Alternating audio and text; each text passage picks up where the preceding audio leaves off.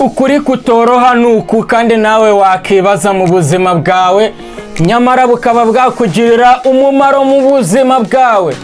Ese buri munsi uri kugendera ku guhitamo kwawe cyangwa se uri kugendera ku mahirwe? Ariko nanone ikibazo nuko benshi batabyemera, nuko benshi batemera ko bari kugendera ku mahirwe gusa, batari kugendera ku guhitamo kwabo. Benshi bahitamo ibintu biborohereza aho guhitamo ibintu bibubaka. Bahunga inshingano zabo bakazishyira ku bandi, bakazishyira ku gihe, ariko nyamara batekereza ko ejo habo hazaba heza, ariko nyamara nta kintu bahinduye uyu munsi. Icyo abantu benshi birengagiza rero ni iki? Nta mpinduka ibaho utabigizemo uruhare.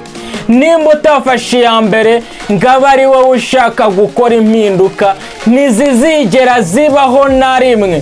Iyo udafashe icyemezo cyo kwiyubaka, nta kintu na kimwe kizigera gihinduka kuri wowe, kizigera gihinduka muri wowe. Ubuzima ntibutegereza uwiteguye, buhinduka ku muntu watangiye, ku muntu wafashe icyemezo, ku muntu wemeye agafata risiki akemera agatangira. Nibwo ubuzima bwawe rero buzahinduka, nimba wafashe risiki ugatangira. Rero niba ushaka impinduka utatangiye, urimo uratakaza igihe cyawe.